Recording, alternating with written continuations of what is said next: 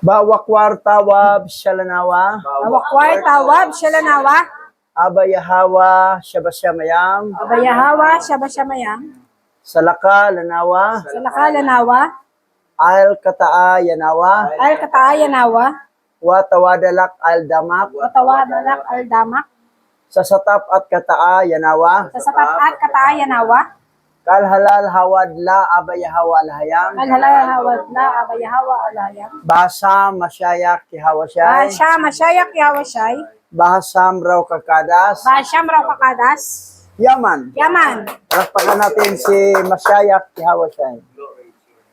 Ngayon, nandito na tayo sa chapter 8. The first book of Maccabees. Ang unang aklat ni Maccabees. Chapter 8, 1 to 32. Maiksi lang to. Basa. Ang unang aklat ni Makabeo, Kabanata 8, verse 1 to 32.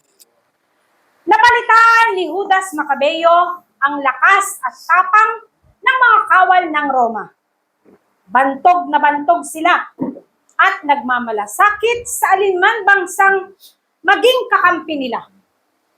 Napalitaan din ni Judas Makabeo ang pakikipaglaban at paglupig nila sa mga taga-Galilea at ang pagpapabuwis sa mga ito.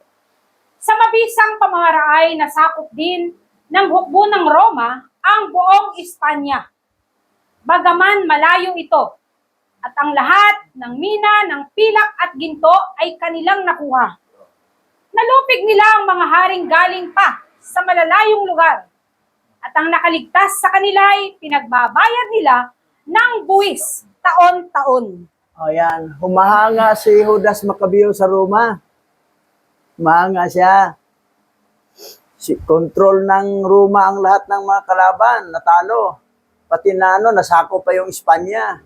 Kaya pala ang Espanya, under ng Roma, kasi natalo ng Roma ang Espanya.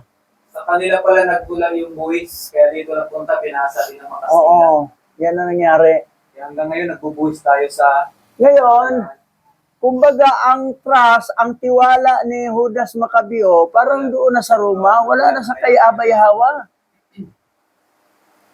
Kasi magigiting, magagaling sa digmaan.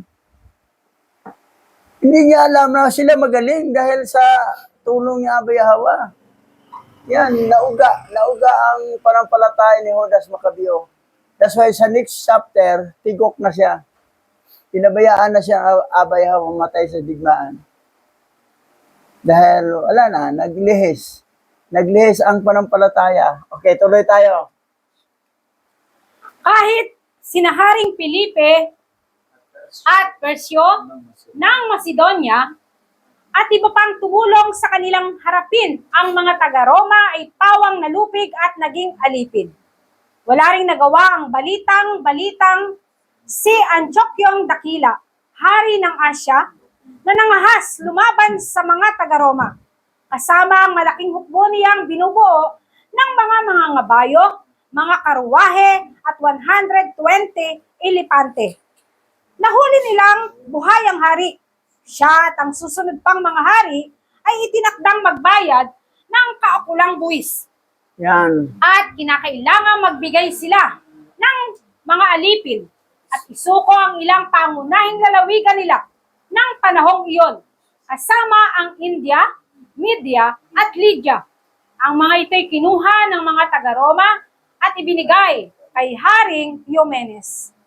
So kapag ang isang bansa kasi masakop nila, kung sino yung nanalo, doon na sila under, doon na sila magbayad ng buwis. Yan ang nangyari. Ngayon, ang galing ng Roma. Isa nga gihangaan ni Judas Macabeo. Okay, tuloy tayo. Tinangka ng mga taga-Gresya na salakayin sila at lipulin. Ngunit natuklasan ito ng mga taga-Roma at isa lamang general nila ang isinugo para lumaban. Sa magiting na pangunguna nito, tinalo ang mga kaaway at nabihag ang mga asawa at anak nila. Pinasok ng mga taga-Roma ang Gresya. Sinamsam ang mga ari-arian sinakop ang lupain, winasak ang mga tanggulan, at inalipin ang mga mamamayan hanggang sa mga panahong ito. Oh, yan. Grabe, matindi. Matindi ang taga-Roma. Ang lingwahe ng Roma ay Latin. Ang Gracia ay Greek. Mga Grigo. So, talo ang Greek sa Roma sa mga Latin na ngayon ay tinawag na Italy. Mga Italiano, mga Latin ang salita. Okay, tuloy tayo. Nawasak din at naging alipin nila ang lahat ng mga bansa at kahariang nagtangkang lumaban. Ngunit sa mga kumakampi at umaasa sa kanila, sila ay nanatiling kaibigan. Walang haring din nila nalupig, at ang makabalita nito'y natatakot sa kanila. Sino mang gusto nilang maging hari ay tinutulungan nilang maging hari, at sino mang hari na gustong ibagsak ay ibinabagsak nila. Kaya kinilala ang kapangyarihan nila. Sa kabila ng lahat ng ito, wala isa mang taga-Roma na nagtangkang magputong ng korona sa sarili at magsuot ng damit ng hari. Yan. Iwas sila sa pangungumpulan. So, biro mo ha, walang makatalo sa Roma. Sikat talaga ang Roma sa digmaan. Pero hindi alam ni Judas Maccabeo na sikat sila dahil sa tulong ni Abba Yahweh. Pero dahil sa kasikatan ng Roma, nabaling yung isip niya, paniniwala, from Abba Yahweh to Roma. Doon na siya nag-trust, nagtiwala. Ngayon, tuloy tayo. Ang binuo nila ay isang senado na binubuo ng 320 lalaki at nagpupulong ito araw-araw upang pag-usapan ang mga bagay sa ikauunlad ng bayan. Taon-taon, ipinagkakatiwala nila sa isang tao ang pangangasiwa sa bansa. Sinusunod nila ito ng walang inggitan o panibugho.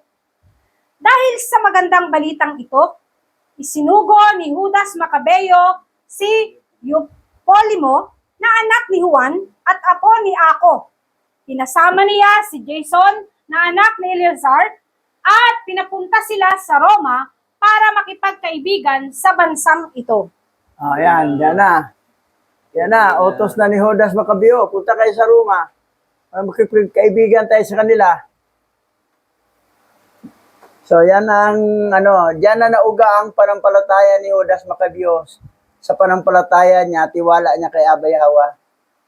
Na doon na napunta na sa Roma ang tiwala. Ituloy. Naisip niyang ito ang paraan upang makaiwas sa napipintong pangalipin ng mga Griego. Pagkatapos ng mahabang paglalakbay, dumating ang mga sugo sa Roma. Nagtuloy sila agad sa Senado at nagsalita ng ganito sa harap ng kapulungan. Kami po'y mga sugo ng aming bansang Hudyo at ipinadala kami rito ni Judas Maccabeo at ng kanyang mga kapatid para makipagkaibigan sa inyo. Nais naming makipagkaibigan sa inyo. Ang alok na ito ay ikinatuwa ng mga taga-Roma. Yan. Yan na nangyari. Malaking kasalanan ginawa ni Judas Maccabeo. Nagtitiwala siya sa isang bansa dahil sumikat. Hindi niya alam, sikat na siya dahil sa digmaan na lagi siyang panalo, dahil sa tulong ni Abba Yahweh, biro ng mga anghel din, tumutulong din sa digmaan. Walang binatbat yung Roma kung sila ang maglaban, kung nandoon si Abba Yahweh. Sinabi ng ni Apostol Paul, if Alhayam is with us, who can be against us? Sino makalaban sa atin kung Alhayam panik sa atin? Sabi ni Paul yan. Pero ito si Judas, wala na, parang humahanga na siya sa Roma. Para yung kasikatan niya na magaling sa digmaan dahil sa tulong ni Yahweh, lagi silang tagumpay, parang doon na sa Roma siya nagtiwala. Okay, tuloy tayo. Ang tugon nila ay iniukit sa isang tapyas na tanso at ipinadala sa Jerusalem upang maging alaala ng kapayapaan at pakikipagkaisa. Ganito ang isinasaad. Manatili nawang matiwasay at matagumpay ang Roma at ang bansang Hudyo sa karagatan at sa lupain magpakailanman. Naway malayo sa kanila ang tabak at mga kaaway. Ngunit kung unang digmain ang Roma o alinman sa kanyang mga kapanalig, saan mang puok na nasasakop nito, buong pusong sasaklolo ang mga Hudyo sa abot ng kanilang makakaya. Oh, yan ha. Kung digmay ng Roma, sumaklolo ang mga Israelita, mga Hudyo, abot sa kanilang makakaya. Doon na kumampi. Oh, doon na siya nagtiwala sa Roma. Okay, tuloy tayo. Sa sino mang kaaway niya ay hindi magbibigay ang mga Hudyo ng trigo, sandata, salapi o sasakyang dagat. Alinsunod sa napagkasunduan sa Roma. Gagampanan nila ang kanilang tungkulin na walang inaasahang kabayaran. Gayun din, kung ang mga Hudyo naman ang unang digmain, buong puso silang sasaklolohan ng mga taga-Roma sa abot ng kanilang makakaya, ayon sa hinihingi ng pangyayari. Sa mga sumalakay, hindi sila magbibigay ng trigo, sandata, salapi o sasakyang pandagat man. Alinsunod sa napagkasundoan sa Roma, tutuparin ng mga Romano ang kanilang tungkulin nang walang panlilinlang. Ah, ayan. Pero mo ha, Kaya, yan ang agreement nila, vice versa. kaya, Kung ang Israel naman, ang bansang Hudyo ay naging Hudyo ang tawag kasi yung 3 tribo na natira dyan dahil ang 10 tribo kalang ang ninuno. Ang Sibulon, na Aser, Tali, Niptali, Manasi. Manasi. Yung Subanin, Aser, kita mo yung mga Subanin na may mga terintas, yung mga tradisyon nila, mga Hebrew Israelite. Suba, Subano, Tagalog, pareho na isang tribo lang yan, Tagalog tsaka Subano, Suba. Suba, ano ba yung Suba? Ilog. Oh, ilog, Suba. Sa English, river. Oh. So, ang Subano at saka Tagalog, isang lahi lang yan. Tribe of Aser. Tapos, ito mga Tagalog, Ilocao nila Subanin. Subano kayo, taga-Bundo kayo. Kayo rin. Ganoon rin kayo Taga-Ilog kayo Taga-Suba. Ngayon, itong agreement na ito, mga Hudyo, tawag na bansang Hudyo kasi nandoon yung Levi, Judah, Benjamin. Sila yung nagsama. May agreement ha, pero pagdating ng 70 AD, nilusob ng Roman Empire ang bansang Hudyo. Nakuha yung original scripture, Tanakh. Tapos pinadoktor nila, dinala sa Vatican, sa Bismen. Yan ang Bible na hawak ng lahat ng sangkatauhan, na 66 book, ay Satanic Bible na yan. Fallen Angel Bible. Kasi lahat ng mga pangalan, God, Lord, Panginoon, Yahweh, Diyos ko, lahat, puro mga fallen angel yan. Amen. Kasi sinamba ng lahat ng mga Kristiyano ay si Satanas na mga fallen angel. That's why ang Christianity, kulto talaga. Mapupunta talaga sa dagat-dagatang apo yan.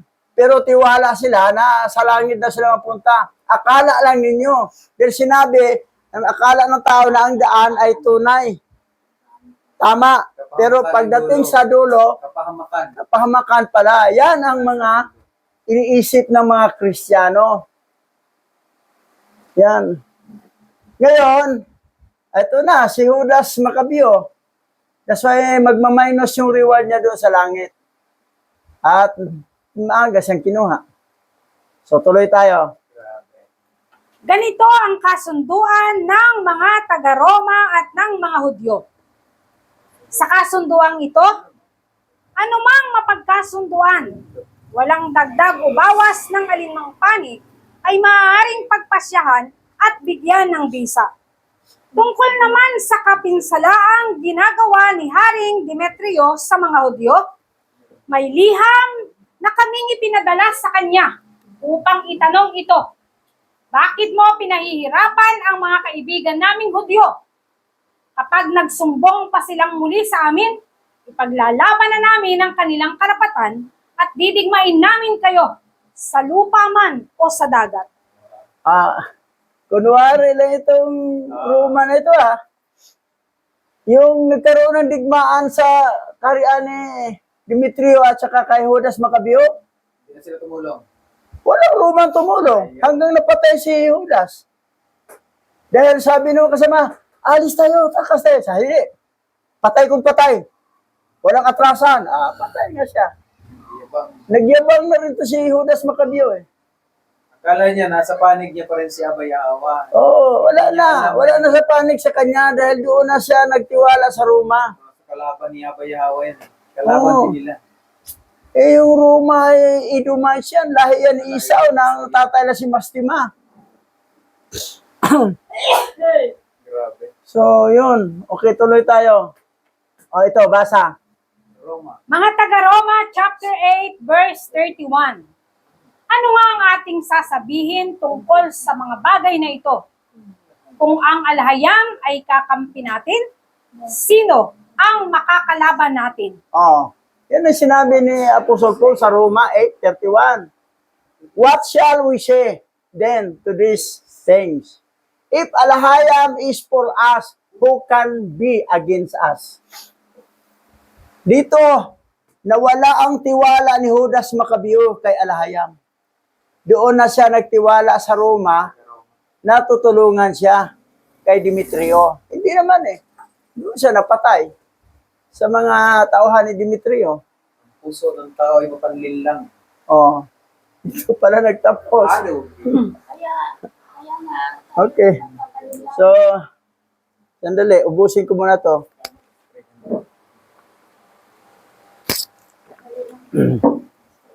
Yun ang problema ni Judas. Sa next chapter, si Judas Macabeo, patay na siya. Pinabayaan na ni Abay Hawa dahil wala na, nauga ang kanyang panampalataya kay Abay Hawa. Doon na siya nagtiwala sa Roma. Yan. Okay, tayo dadako sa panalangin. Pastor Richard. O Yahawa, tunay nga na ikaw ang siyang patuloy na tumutulong sa iyong mga anak at patuloy na ikaw ang tamang sandigan at karapat-dapat na pagkatiwalaan sa mga panahon na ito. Sa kaguluhan, sa aming paligid, ang tanging biyaya mo lamang ang higit na makapagbibigay sa amin ng ganap na katagumpayan sa anumang kaparahunan at araw, lalo na sa mga bagay na nagaganap sa aming bayan. Sinasamba ka namin, O Yahawa, na aming tunay na alahayam sa pamamagitan ng iyong pagpapala sa lahat ng mga nalalabing lahi ng angkan ni Israel na nagkalat sa apat na sulok ng daigdig. Sa inyo po ang papuri, karangalan at katagumpayan hanggang sa dumating ang araw ng iyong pagbabalik. Sambahin ka aming Yahawa sa pamamagitan ni Masayek Yahushai. Yaman.